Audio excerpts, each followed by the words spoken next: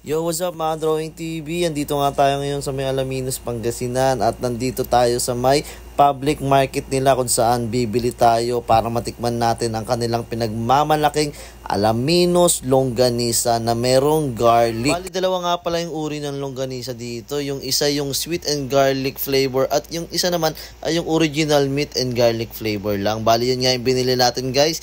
Tig-kalahating kilo lang para matikman natin parehas. Kasama ko nga pala rito yung mga tito ko at yung pinsan ko si Kuya Will. Kaya shoutout sa'yo Kuya Will Estrada. Salamat sa pagpapaservice ng Innova mo. At dahil sa'yo, nakapunta tayo rito sa may Alaminos Public Market para tikman ang kanilang pinagmamalaking longganisa. At ito nga mga Drawing TV, nakabalik na tayo ng gobang dito sa may Caloocan.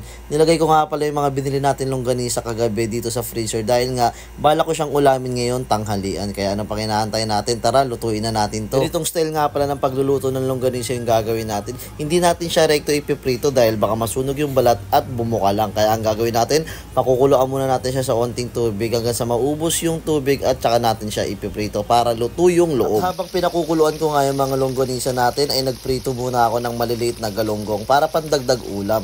At ito nga mga Drawing TV, ubos na yung tubig na nilagay natin sa longganisa. Tingin ko luto na to kaya ipiprito na natin siya sa sarili niyang mantika. Mas masarap kasi yung medyo sunog yung longganisa. At ito nga mga Drawing TV, meron nga pala kaming tirang sinigang na baboy. Ito yung magiging sabaw natin. Ito naman yung longganisa with garlic at syempre yung sweet and garlic na longganisa. Ito rin naman yung galunggong na mga pinrito natin. Kaya ano pang inaantay nyo? Tara, tikiman time na.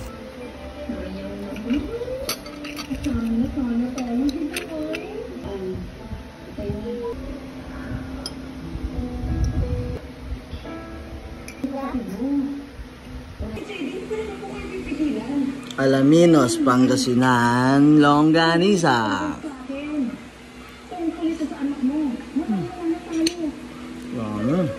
At ayun nga mga Drawing TV, natikman na natin yung Alaminos Pangasinan longganisa. Sobrang sarap pala talaga nito. Medyo pricey nga lang kasi purong karne at maraming bawang yung palaman ng longganisa.